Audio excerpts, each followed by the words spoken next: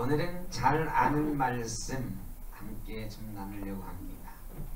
성경에 수많은 단어들이 있죠. 여러분 성경에서 제일 좋아하는 단어가 뭡니까? 언약을 제일 좋아하세요? 제일 좋아하는 단어 사랑, 믿음, 수많은 단어들이 있습니다. 그 중에서 제일 중요한 단어는 뭘까요? 믿음, 소망, 사랑. 오늘 제목은 언약입니다. 언약. 성경에 나와 있는 수많은 단어들 중에 제일 중요한 단어는 언약입니다. 약속. 수도 없이 들으셨죠? 그래도 여전히 사랑이라고 대답해 주셔서 감사합니다. 그래야 또 이렇게 해도 성경에서 제일 중요한 단어가 언약이다. 아니 목사님이 그걸 어떻게 장담합니까? 사랑이 더 중요할 수도 있지. 약속보다 믿음이 더 중요할 수도 있지. 그런데 제가 장담컨대 약속, 언약이라는 단어가 제일 중요합니다. 이 성경책 보면 성경전서 이렇게 돼 있거든요. 영어로는 더 바이블이에요. 이게 그 책이라는 뜻이에요. 그러면 이 성경의 구체적인 제목은 뭘까요? 부제가 하나 붙어 있거든요. 그 부제가 뭐냐면 구약, 신약이에요. 성경은 구약이라는 제목이 달려있기도 하고 신약이라는 제목이 달려있기도 해요. 그래서 이거를 합쳐서 구약과 신약 이렇게 말합니다. 요즘은 이 성경책 표지에는 영어가 잘 안 들어가요. 그런데 요 성경책을 몇 장 넘겨보면 예전에는 많이 있었던 영어로 된 제목이 성경책에 붙어 있어요. 이 영어로 된 제목에 더 홀리 바이블 이렇게 되어 있는데 이 중간에 들어가는 홀리라고 하는 거는 성경책의 여러 가지 번역본 중에 홀리 바이블이라고 하는 책을 선택해서 번역한 거다 이런 뜻이고, 또 다른 굿뉴스 바이블도 있고 NIV도 있고 여러 가지 번역서들이 있어요. 그런데 통일된 단어 하나는 더 바이블이에요. 그 책이라고 하는. 그리고 그 밑에 이 성경을 소개하는 제목이 하나 붙어 있는데 Old and New Testament 이렇게 되어 있습니다. 제가 중고등학교 때 성경책을 이렇게 가지고 다니면 되게 신구약 같이 안 가지고 다니고 신약 성경만 많이 가지고 다녔어요. 예전에 어린이 주일학교 때나 학생 시절에는 신약 성경만 들고 다니는 얄팍한 책자가 나왔었잖아요. 그 성경에 되게 뭐라고 써 있었냐면 표지에 아예 영어로 New Testament 이렇게 써 있었어요. 그래서 신약, 이걸 New Testament라고 하는 걸 번역을 뭐라고 했냐면 신약 그랬어요. 여기에도 보면 더 바이블 돼 있고 제목이 붙어 있는데 Old and New Testament 이렇게 돼 있어요. 이것을 번역해서 우리는 구약과 신약 이렇게 얘기를 합니다. 그러니까 성경의 제목이 구약과 신약. 그럼 Old, 구, Testament, 약. 이 Testament라고 하는 단어의 뜻이 약이라고 번역이 돼 있어. 먹는 약이 아니고 약속이다 하는 약이에요. 약속. 그래서 Old Testament, New Testament 이게 성경의 제목이에요. 성경의 내용을 한마디로 요약하면 옛날 약속과 새로운 약속 이 두 가지다 이런 뜻이에요. 그러니까 제가 말하는 게 아니고 성경책에 아예 제목으로 달아놨어요. 성경에서 제일 중요한 건 뭐다? 약속이다. 옛날 약속과 새로운 약속. 이 테스트먼트라고 하는 것은 계약서 이런 뜻이에요. 계약서. 그러니까 이 성경책은 계약서예요. 계약서. 올드 테스트먼트, 오래된 계약서, 뉴 테스트먼트, 새로운 계약서예요.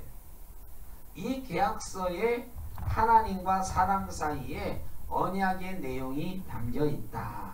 이런 거죠. 이 언약은 하나님과 아담 사이에 맨 먼저 이루어졌죠. 선악과를 따먹지 마라. 따먹으면 정령 죽을 것이다. 그 다음 언약이 언제 등장하느냐? 언약이라는 말이 성경에 처음 등장하는 건 노아 홍수 이후에 하나님이 무지개를 보여주시고 내가 사람을 다시는 이렇게 멸망시키지 않겠다라고 언약을 주셨다 그랬어요. 언약하셨다. 이게 언약이라는 말이 맨 먼저 등장해요. 이것은 그냥 일방적으로 이렇게 멸망시키진 않겠다라고 약속하시는 말씀이고, 약속, 너하고 나하고 약속하자라고 구체적으로 언약이라는 말이 등장하는 건 창세기 15장에 등장합니다. 거기에 보면 아브라함에게 나타나신 하나님께서 짐승을 쪼개 놓으라고 하시고 그 짐승 쪼개진 사이를 지나가면서 아브라함과 언약을 맺으셨다 그래요. 아브라함과 언약을 맺으시면서 어떤 언약을 맺었느냐? 네가 복의 근원이 될 것이다. 내 아들 딸 후손이 하늘의 별처럼 바닷가에 모래알처럼 많게 될 것이다. 이런 약속을 해주세요. 언약을 맺으셨다. 이렇게 성경은 기록을 하고 있습니다. 아브라함과 하나님이 언약을 맺으시고 그 다음에 그 약속이 출애굽기 앞부분에 보면 그 약속 아브라함과 이삭과 야곱과 맺었던 언약을 기억하셨다 이런 말이 나옵니다. 그래 그 다음 언약은 아브라함에게서 이삭과 야곱에게로 또 그 후손들에게로 전해진 것을 성경은 기록하고 있어요. 그러니까 하나님이 사람들하고 맺은 언약은 제일 처음에는 아브라함하고 하셨다고 보면 되고, 그 다음에 야곱과 이삭에게로 그 약속이 이어져 갔고 이스라엘 백성 전체가 하나님의 약속 아래에 있는 하나님의 백성이 되었다 보면 되죠. 그런데 출애굽한 이후에 출애굽기 19장 오늘 우리가 읽은 말씀에 보면 이 언약이라는 말이 본격적으로 등장을 합니다. 그래서 성경을 구분할 때 출애굽기 19장에서부터 레위기 27장까지를 계명시대, 언약시대 이렇게 구분하기도 합니다. 이 계명이 하나님의 계명이 기록되어 있는 시대, 계명을 알려주신 시대, 하나님과 사람 이스라엘 백성들이 계약을 한 시대 이렇게 구분하기도 해요. 그러면 이스라엘 백성들은 이미 하나님하고 언약을 한 사이죠. 그런데 하나님이 굳이 출애굽하고 난 다음에 다시 계약서를 쓰자 그러는 거예요. 이번에는 구체적인 내용들을 알려주시고 십계명 알려주시고 여러가지 계명들을 알려주시고 이런 내용으로 계약서를 쓰자 말씀하셔요.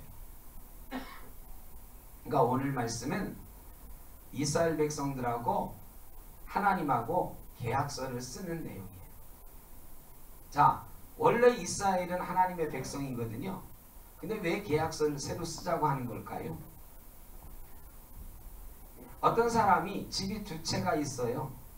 그런데 한 번은 친구가 찾아와 가지고 야, 내가 사업이 너무 어려워져 가지고 집도 넘어가고 다 넘어갔어.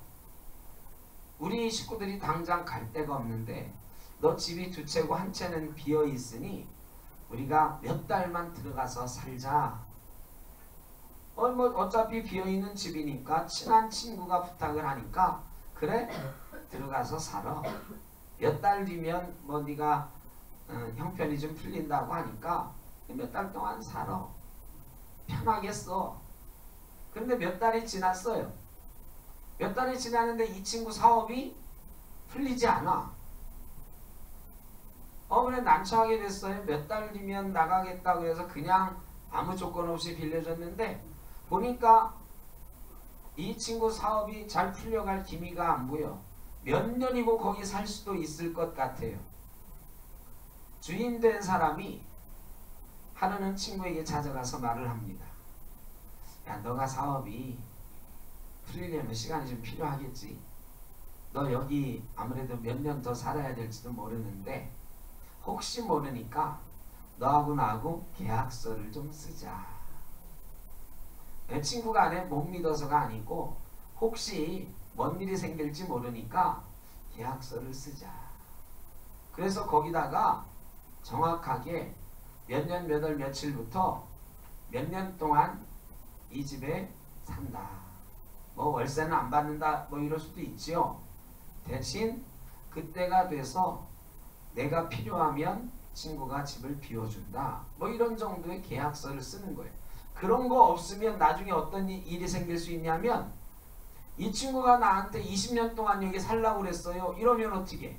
아무 계약서도 없는데 친한 친구 사이에 집도 빌려줬는데 그러겠어요? 그러겠지만 사람이 거짓말하는 게 아니고 돈이 거짓말한다 그러잖아요. 그러니까 상황이 어떻게 될지 모르는 거예요. 그러니까 몇 달 동안이야 그냥 그래 써라 했지만 이게 몇 년이 될 가능성이 있을 때는 계약서를 쓰자 그러는 거예요. 하나님께서 이스라엘 백성들에게 너희가 이제까지는 구두로 전에 들은 말로 나의 백성이라고 알고 있었는데 이제부터는 본격적으로 내 백성이라고 하는 계약서를 쓰고 그 계약서대로 사는 훈련을 좀 하자. 지금 말씀하시는 거예요. 그러니까 아브라함과 이삭과 야곱에게 했던 구두 계약을 이제 문서로 남기자 하는 계약서에 도장 찍자 하는 것이 오늘 출애굽기 19장 말씀입니다. 여러분 계약서를 쓰자 하는 이유가 뭘까요? 계약서를 쓰자 하는 것은 이제까지보다는 더 철저하게 이 계약대로 살아다오 하는 기대가 담겨 있는 거예요.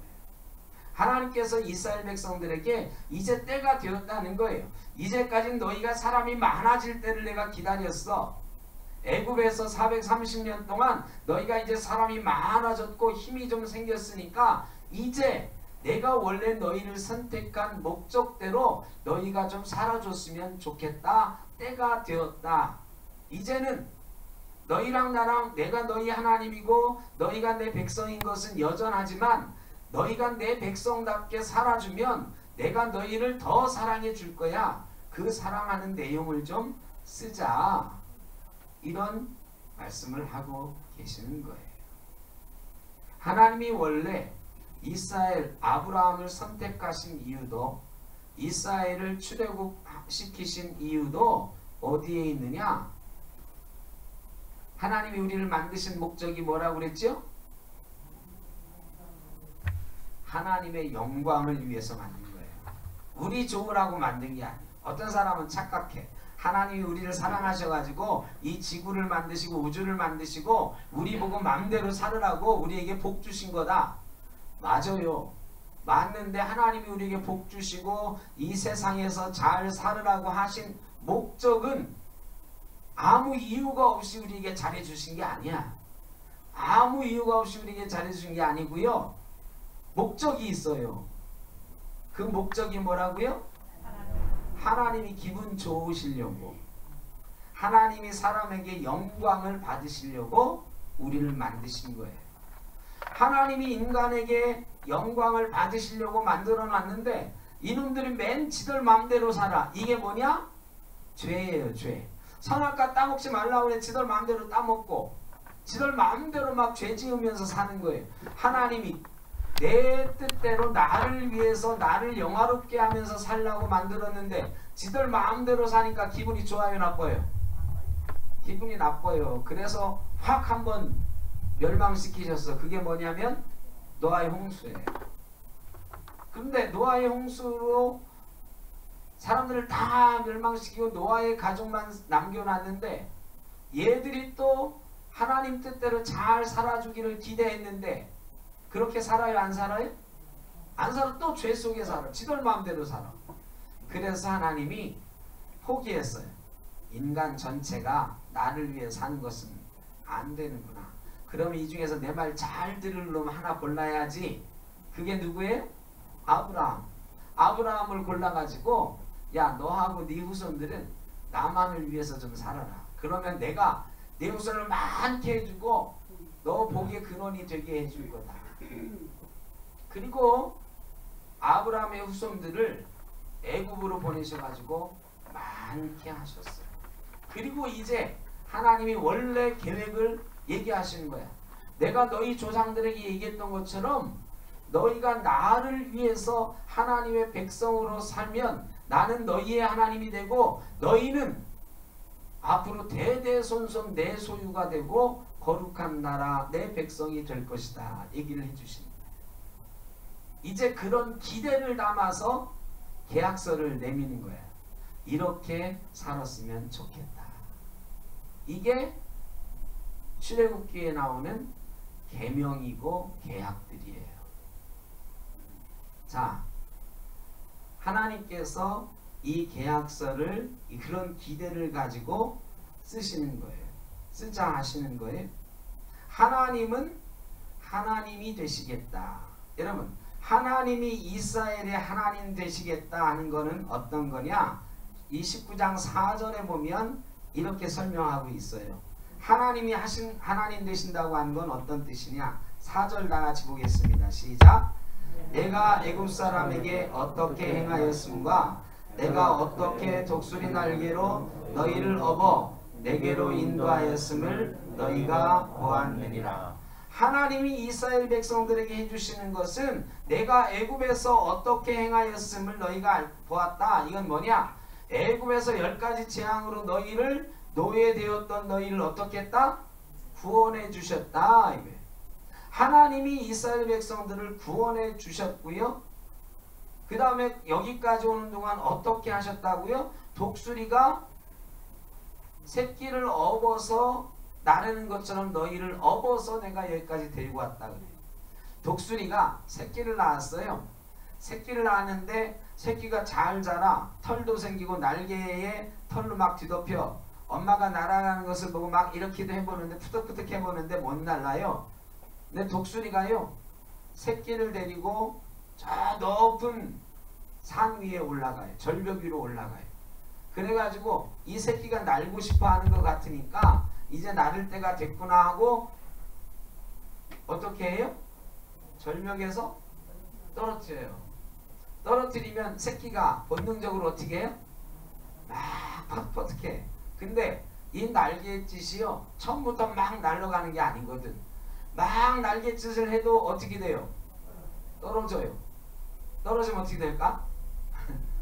죽는 거죠. 그 절벽에서 떨어지면 이 새끼가 죽는 거예요. 근데 딱 떨어지는 순간에 이 어미 독수리가 쏜살같이 다이빙 해가지고 내려와가지고 이 등에다가 이 새끼를 태워요. 업어요.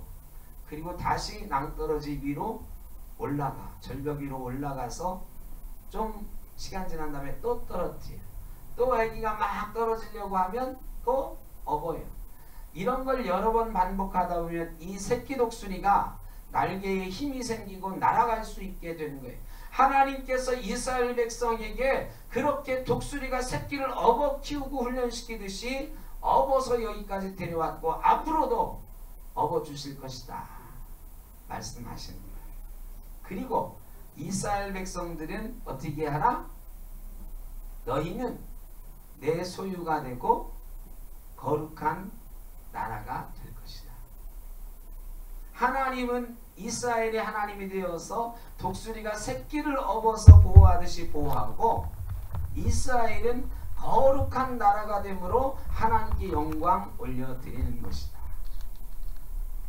거룩한 나라가 되는 것, 이게 이스라엘 백성에게 주어진 이 계약의 내용이었어요. 그러면 거룩한 나라가 된다는 것은 무엇일까요? 너희가 이 언약을 잘 지키면 거룩한 나라가 된다 그랬어요. 이 언약을 잘 지키면 거룩한 나라가 되는 거예요. 그러면 이 언약을 잘 알아야 될 거 아니에요. 이스라엘 백성들이요, 이 계명을 받고 나서 이 계명을 잘 지키면 하나님이 우리 하나님이 되고 우리는 거룩한 나라 하나님의 소유가 된다고 하니까 이 계명을 지키기 위해서 애를 썼어요. 정말로 애를 많이 썼어요. 글자 하나라도 틀리지 않게 지키려고 노력을 했어요. 그런데 노력을 해도 어려운 거야. 그래서 사람들이 가서 물어봐요. 제사장에게, 율법학자에게 물어봐요. 제사장님, 율법학자님, 이거는 어떻게 된 겁니까? 이렇게 하면 요 계명을 지키는 겁니까? 안 지키는 겁니까? 그때마다 대답을 해주고 전통이 생겨요. 우리나라 대법원 판례처럼. 우리나라 법이 이만큼이면 대법원 판례 이만큼이에요. 여러분, 10계명은 10개고 나머지 율법은 613개예요. 613개의 율법을 설명한 책들이 막 생겨요. 탈무드도 그 중에 하나예요. 그러니까 여러 가지 율법을 해석한 책들이 막 생기는 거야. 전통도 생기고. 그러니까요, 일반 사람들은 이 책을 다 읽지도 못하고 외우지도 못하고요, 이걸 몰라. 그래서 이거를 전문적으로 연구하는 사람들이 생기는데 율법학자들이 막 생기는 거예요. 그래서 사람들이 모르면 율법학자들에게 찾아가서 율법을 알려주십시오. 이게 계명을 지키는 겁니까? 안 지키는 겁니까? 이렇게 물어보는 거예요. 대표적인 게 안식일 규정 같은 거예요. 안식일을 지키라 그랬어요. 안식일 지키는 게 뭡니까? 그랬더니 안식일날 일하지 말라고 하나님이 그러셨으니까 일하지 마라. 그래서 집에 갔어요. 집에 갔는데 하나도 안 움직이고 있을 수가 있어요? 안식일이라도 화장실은 가야지, 먹기는 먹어야지. 아예 한 발짝도 안 걷고는 못 살잖아요. 그래가지고 또 찾아갔어요. 그 다음날, 아니 안식일을 지키라고 해서 내가 어제 꼼짝 못했는데 똥 쌀 뻔했습니다. 똥 싸러는 가도 됩니까? 오줌 누러는 가도 됩니까? 이 율법학자들이 들으니까 이게 좀 그럴듯하거든요. 야, 이 한 발짝도 안 걸으라고 하면 안 되겠다. 뭔가 기준이 있어야 되겠다. 그러면 하루에 얼만큼 걸으면 최소한으로 살 수 있을까? 이 사람들이 또 막 여러 번 시행착오하면서 어떤 때는 100보 안에서만 걸어라. 근데 100발자국 가지고 이 100번 쉬어보는 거야. 근데 화장실 한 번만 갔다 와도 20보. 막 이러니까 100발자국 가지고는 안 되는 거예요. 그래 몇 년 뒤에 다시 또 야 100발자국 가지고는 안 되겠다. 좀 늘리자. 500발짝, 1000발짝. 그러다가 이 여러 해를 거치면서 정해진 게 뭐냐? 대략 1km. 그냥 작은 걸음으로는 2000보. 그냥 편하게 2000보라고 하죠. 2000발짝 이상은 걸으면 안 된다. 이런 게 생긴 거예요. 이게 법이 된 거야.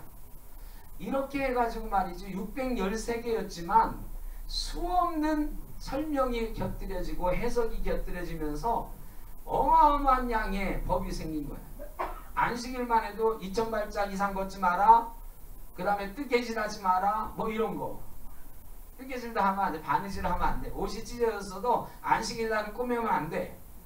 뭐 이런 게 막 생기는 거예요. 그러니까 이게 너무너무 어려운 거예요.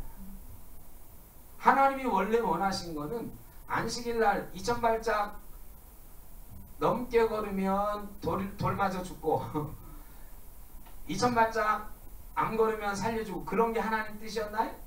하나님 원하던 그런 게 아니었거든요. 그런데 점점 형식이 돼갔고 점점 도덕이 돼갔어요. 그래서 나중에 보면 이 계명을 지킬 수 있는 사람이 하나도 없는 거예요. 하나도 없는 거예요. 율법으로는 의롭다함을 얻을 육체가 없게 된 거예요. 그러면 계약의 내용은 뭘까? 그렇게 어려우면 계약을 어떻게 지켜요? 예수님 시대까지 이거는 숙제로 남았어요. 어떤 율법학자가 찾아와서 자기가 율법학자면서도 예수님에게 찾아왔어요. 예수님, 내가 평생 율법을 연구하고 배웠는데 이거 사람들이 율법 못 지킵니다. 이거 쉽게 좀 정하는 방법 없을까요? 쉽게 율법을 좀 설명해 주시면 안 되겠습니까? 율법이 뭡니까? 물어봤더니 예수님이 너무 쉽게 말씀하시는 거야. 너도 이미 알지 않냐? 이거는 첫째는 하나님을 사랑하라는 거다. 내 마음과 뜻을 다하여 힘을 다하여 하나님을 사랑하라. 이것이 첫째 가는 계명이다. 두 번째는 내 이웃을 내 몸과 같이 사랑하라. 이거다. 그러니까 하나님이 이런 계명들을 주신 이유는 목적이 있는데 그 목적은 사랑하라는 거예요. 첫째는 누구를 사랑하라? 하나님을 사랑하라. 둘째는 이웃을 사랑하라. 그건데 그걸 모르고 그 조항에 매달려서 막 지키려고 하니까 아무도 못 지키는 거예요. 하나님이 보니까 계약을 지키는 놈이 있어요, 없어요? 아무도 없어요. 아무도 못 지키는 거예요. 계약이 이게 무용지물이 된 거예요. 여러분, 계약서를 하나님이 한 500년 가지고 계셨거든요. 1000년 가지고 계세요. 이 1446년이니까 이스라엘이 586년에 망했으니까요. BC. 약 900년간 이걸 가지고 계신 거예요. 가지고 계셨는데 이 계약서를 지키는 사람이 있어요, 없어요? 아무도 안 지켜. 여러분, 900년 지났는데 계약서 지키는 사람이 아무도 없어. 이 계약서 어떻게 해야 돼요? 계약서는 찢어버려야지. 이 지킬 놈이 하나도 없는데, 있으나 마나한 법인데.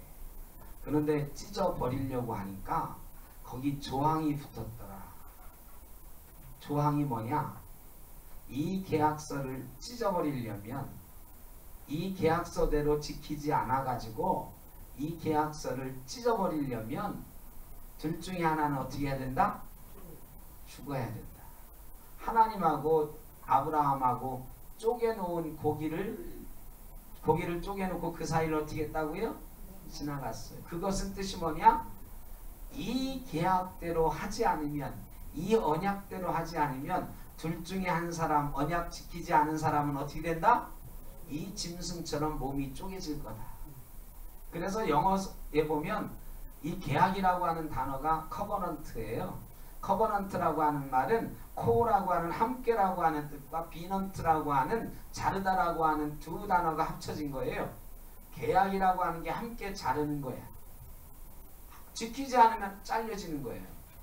자, 하나님이 계약서를 찢어버리고 새로 계약서를 만들어 볼까 했는데 그러려면 둘 중에 하나는 해야 돼요. 뭘 해야 돼요? 이스라엘 백성을 다, 인류를 다 죽이든지 아니면 어떻게 해야 돼? 아니면 누가 죽어야 돼? 하나님이 죽어야 돼. 둘 중에 하나는 죽어야 된다 그랬으니까. 근데 하나님이 사람들을 다 죽여버리려고 하다 보니까 얘들 창조하시고 너무너무 좋아하셨거든. 하나님이 인간을 너무너무 사랑하셨거든. 그래서 다 죽이려고 하다가 못 죽이셨어요. 그리고 고민을 몇백 년간 하셨어요.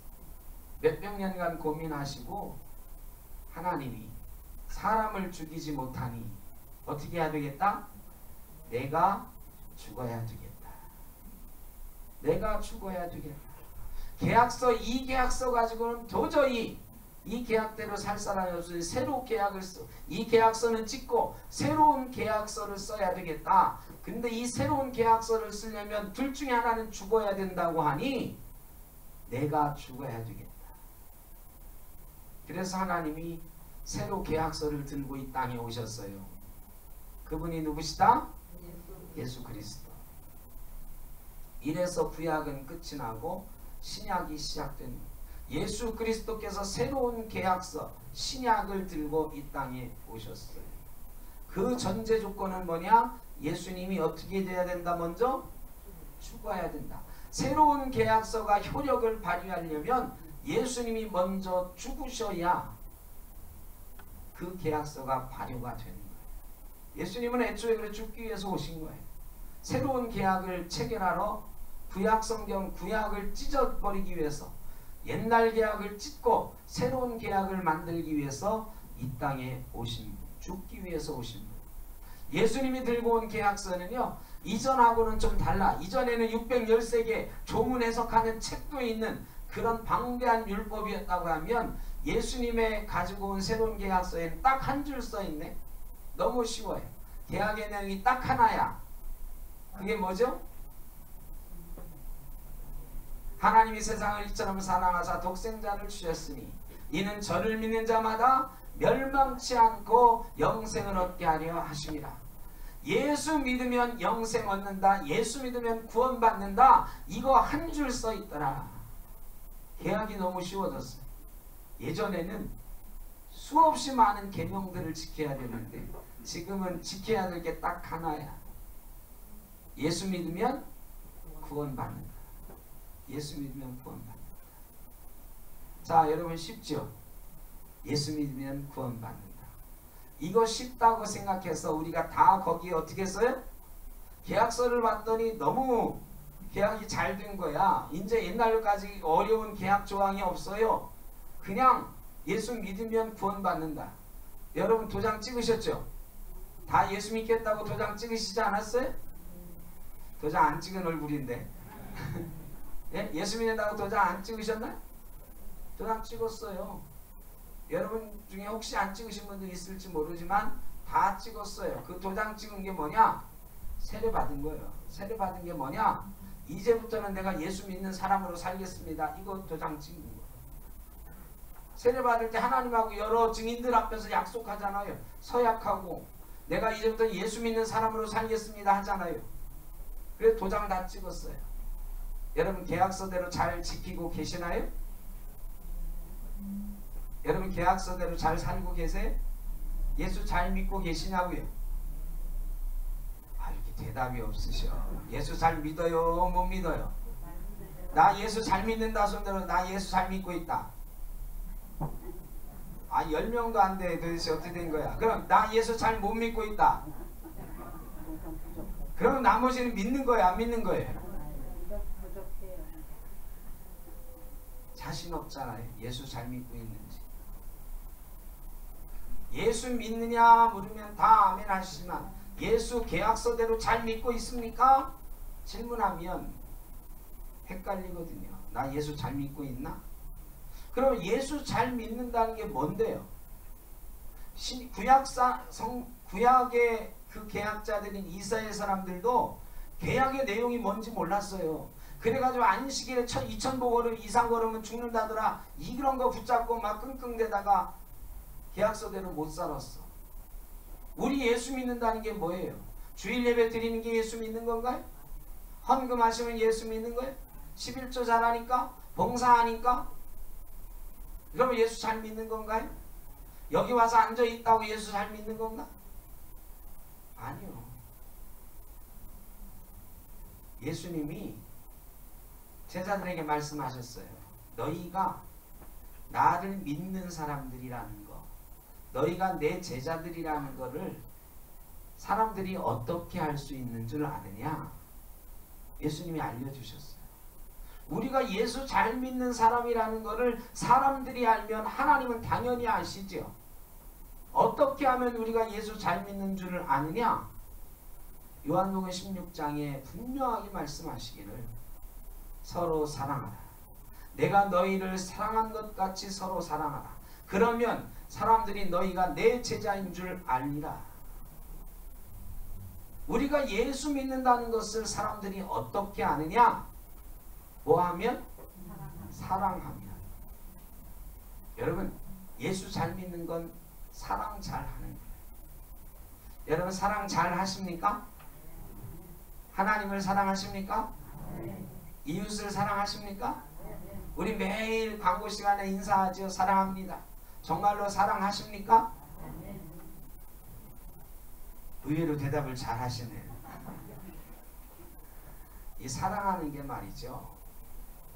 예수님이 사랑하면 그랬는데 예수님이 말씀하신 사랑이 굉장히 어려운 사랑이야. 뭐냐? 원수까지도 사랑하는 사랑. 원수까지도 사랑하는 게 사랑이다. 70번씩 7번이라도 용서하는 게 사랑이다. 여러분 그런 사랑 하고 계십니까? 그런 사랑, 예수님이 우리에게 보여주셨던 사랑은 십자가에서 죽으신 사랑, 죽기까지 사랑한 사랑, 죄로 인해서 죽을 수밖에 없는, 우리가 예뻐서 예수님이 돌아가신 게 아니에요. 우리가 예수님이 돌아가실 만큼 잘난 사람들이라 돌아가신 게 아니에요. 죽을 수밖에 없는 존재인데 그럼에도 사랑하셔서 우리를 위해 죽으신 거예요. 그것처럼 사랑하래. 그것처럼 사랑. 여러분 그렇게 사랑하고 계십니까? 원수를 사랑하는 게요 무지 힘들어요. 제가 언젠가 수요예배 때인가 한번 말씀드린 적이 있는데 어떤 장로님이 청년부에 특강을 했어요. 특강을 하면 아주 열을 내서 서로 사랑하라는 말씀하셨어요. 그러면서 예수님이 누군가 네 오른뺨을 치거든 왼뺨까지 돌려대라 그렇게 말씀했다고 강의를 막 했어요. 청년들이 박수치고. 근데 한 청년이 야 장로님이 저렇게 말씀을 하시긴 하는데 정말로 오른뺨을 맞으면 왼뺨도 돌려댈까? 궁금하잖아요. 근데 이 사이코 같은 청년이 하나 있어가지고 강의 딱 끝나고 장로님이 이렇게 가시는데 장로님 하고 그 앞에 딱 하더니 뺨을 한 대 빡 쳤어요. 그럼 장로님이 자기 강의한 걸 생각하고 내 뺨 이쪽도 쳐라 들이댔을까요? 어쨌을까요? 장로님이 너 이놈 뭐하는 짓이야? 막 야단을 쳤어. 이 청년이 말이죠. 아니 장로님 오른뺨 맞으면 왼뺨도 돌려대라며요. 그러면 되냐고 말하고 틀리지 않냐고. 그러니까 장로님이 뭐라고 했다고요? 이놈아 네가 친 거는 오른뺨이 아니고 왼뺨이다. 왼뺨을 먼저 쳤자 성경하고 틀리다. 여러분 우리가 그렇게 살잖아요. 왼뺨 오른뺨이 중요한 게 아닌데 그거 중요한 것처럼 이건 주님이 말씀하신 사랑이고 이거는 주님이 말씀하신 사랑과는 상관없어. 그래가지고 이 사람은 사랑해도 저 사람은 사랑 못해. 우리의 사랑은 그렇잖아요. 그럴 때가 많아.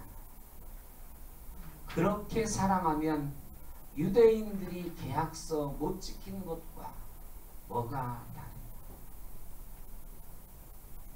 여러분 그렇게 따지면서 사랑하는 것은 유대인들이 안식일날 2000보 따진 것과 똑같은.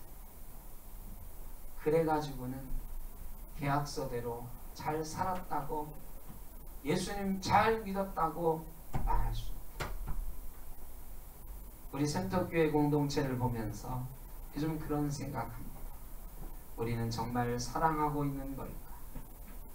우리는 정말 예수 잘 믿고 있는 걸까? 가끔은 조금 아쉽다. 너무 여러 가지 조건들이 붙어. 이럴 때는 사랑하고 이럴 때는 사랑 못해 하고.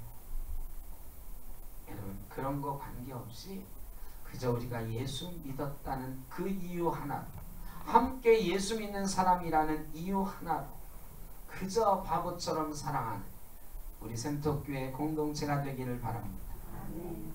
그래야 사람들이 우리를 보고 예수 믿는다 하고 하나님이 우리를 보고 예수 믿는다 하신다. 저와 여러분이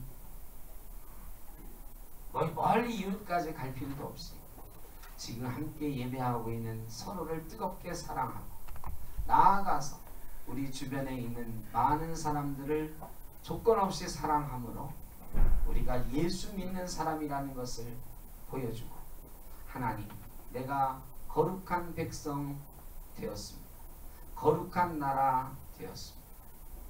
이스라엘에게 주어진 그 계약은 저와 여러분에게도 주어지고 있는 계약입니다. 베드로전서 2장 9절에 축복송 우리가 부를 때 부르는 가사 있잖아요. 2절 가사. 너는 택한 족속이여 왕같은 제사장이며 거룩한 나라 하나님의 소유된 백성. 우리는 거룩한 나라 하나님의 소유된 백성인 줄로 믿습니다. 거룩한 나라 하나님의 소유된 백성. 예수 믿는 사람은 사랑하는 사람이다. 하나님을 사랑하고 우리 서로가 예수님이 우리를 사랑한 것처럼 사랑하는, 그래서 예수 믿는 사람인 것을 하나님 앞에 여러 이웃들 앞에 드러낼 수 있는 저와 여러분 되시기를 주의 이름으로 축원합니다. 기도하겠습니다. 사랑의 아버지 하나님, 죽을 수밖에 없는 저희였지만 예수 그리스도를 우리에게 보내셔서 새로운 계약서를 주셨는데 너무 쉬워 보이는 그 계약서, 그러나 우리는 예수 믿는 사람으로 살지 못할 때가 많습니다. 예수 잘 믿는다고 고백하지 못할 때가 많습니다. 왜냐하면 예수 믿는 것은 사랑하는 것인데 우리가 사랑하지 못하기 때문입니다. 하나님, 예수님이 우리를 사랑하시는 것처럼 그렇게 조건 없이 원수까지도 사랑하라 하셨으니 우리 주변에 있는 많은 사람 조건 없이 주님처럼 사랑할 수 있는 사랑하게 하여 주옵소서. 예수님의 이름으로 기도하옵나이다. 아멘.